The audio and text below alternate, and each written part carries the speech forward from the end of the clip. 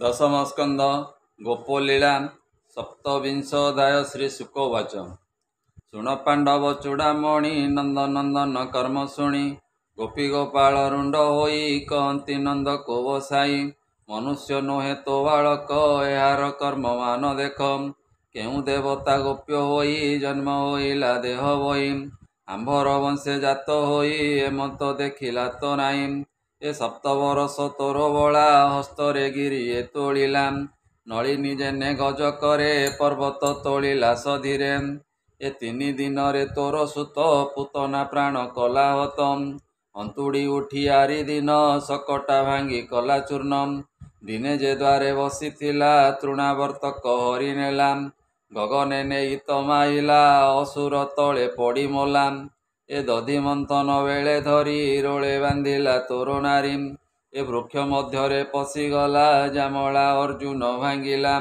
ए बश्चासुर को क्रीड़ा काले माइला कुमरंक मेले एहाकु बक गिलिथिला बेनी फाल करी चिरिला ए धेनुका ताल बने नासी फल आनिला मन तोषी ए प्रलंबा युद्धे मराइला गोकुल अनळु तारिला ए जाणना कालीयर कथा ताकु के अछि सामरथा हेले गंजिला तार बल अमृत कला विष जल लोचने तार मुख चाही गोपी गोपाळे हेउ बाई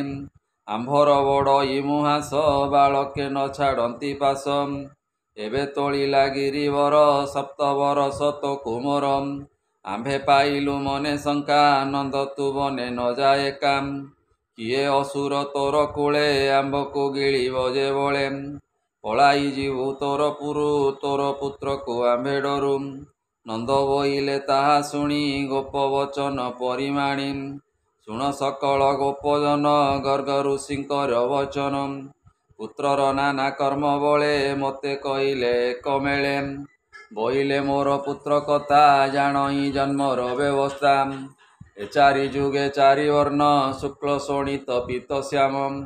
पूर्वे वसुदेव घरे जन्मिला देवकी उदरे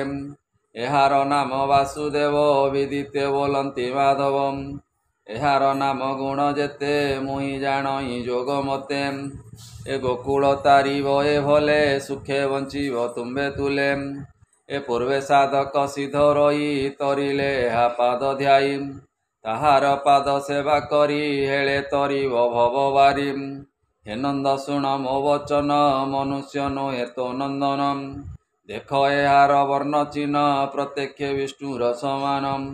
हेमंत कही गले मुनि तांक बोल शिरे घेनी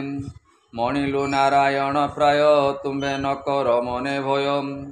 हेमंत नंद बोल शुणी गोपाळे मने मने गुणी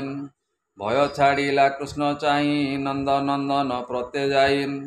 आनंदे आलिंगन करी माया मोहिले नर हरि गोपाळे होइले हरस कृष्ण अनाई हस हस आनंदे शिरे कर देई कहती कृष्ण त्राही त्राही बासवतहु जे तारिला पर्वत करे उपाड़िला आंभकु रखु सर्वकाले गोरु गोपाल एक मेले शरण गलु तोर पादे गोपाळे कहती आनंदे हरिचरित सुधाबारी कर्ण जुगले पान करी कहई विप्र जगन्नाथ सुजन हिते भागवतम इति श्रीमद्भागवते महापुराणे परमहंस्यां सहितां वयासिक्यां दशम स्कंदे गोप भय नाशने नाम सप्तविंशोऽध्यायः। बोल आनंदे कवार हरि हरि बोल।